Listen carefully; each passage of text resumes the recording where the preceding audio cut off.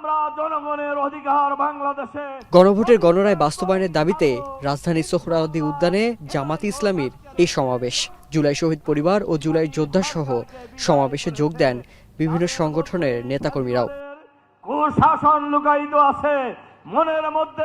জুলাই শহীদ পরিবারের সদস্যরা অভিযোগ করেন, বর্তমান সরকার গণরায় বাস্তবায়নে গড়িমসি করছে। বলেন, গণভোটের ফল বাস্তবায়ন না হলে আবারও আন্দোলন শুরু হতে পারে। তো সরকারের কাছে আমাদের ভয়েস ক্লিয়ার যে উনি আগে জুলাই কি জন্য হয়েছিল সেটা বুঝুক, এবং জুলাইটা কি নিয়ে হয়েছে সেটা বুঝুক, তারপরে উনি জুলাই সনদের বিরোধিতা করুক।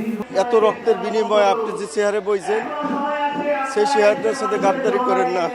যে আমাদের যে গণভোট বাস্তবায়ন করে দিক এবং আমাদের জুলাই গরিমসং যেন কিছু না করে। আমগরে কিছু দেওয়া লাগতো না, আমাদের সন্তানগুলো ফিরে দেখ, আর না ওনার সন্তানরা উনি জীবন দিত দেখ। সমাবেশে মাওলানা মামুনুল হক বিএনপির রাজনীতির সমালোচনা করে বলেন, দলটি এখন দ্বিচারিতার রাজনীতিতে টিকে আছে। আর জামাতের সেক্রেটারি জেনারেল মিয়া গোলাম পারওয়ার বলেন, নির্বাচনের পরও গণরায় বাস্তবায়ন না হওয়ায় হতাশা তৈরি হয়েছে। এভাবেই যদি আপনাদের চলতে থাকে, জুলাই যোদ্ধাহত যোদ্ধারা এবং জুলাইয়ের শহীদ পরিবার, জুলাই যোদ্ধারা বাংলাদেশে আবার জুলাইয়ের মতো নতুন করে আরেক সংগ্রামে নামবে। 5 কোটি মানুষ হাতে ভোট দিয়ে আপনাদের এই সেই নোট অফ ডিসেন্টকে খারিজ করে দিয়েছে। 5 কোটি মানুষের সামনে আপনাদের নোট অফ ডিসেন্ট নাই। গণভোটের ব্যালটে যে 4টি প্রশ্ন, সেখানেও নোট অফ ডিসেন্ট নাই। তার অর্থ হলো গণভোটের পুরা রায় আপনাকে মানতে হবে। নোভা এলইডি টিভি, ঝকঝকে ছবি, নিখুঁত শব্দ, 5 বছরের ওয়ারেন্টি। নোভা মানি, সঠিক মান, নিশ্চিত সেবা। এদিকে এনসিপির আহ্বায়ক নাহিদ ইসলাম বলেন, কৃষক কার্ড ও ফ্যামিলি কার্ড দিয়ে বিএনপি জনগণের মন ভুলানোর চেষ্টা করছে।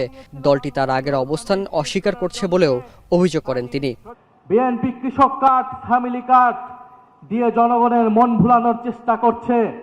কৃষক কার্ড, ফ্যামিলি কার্ড দিতে দিতেই বিএনপির তেল ফুরিয়ে গিয়েছে।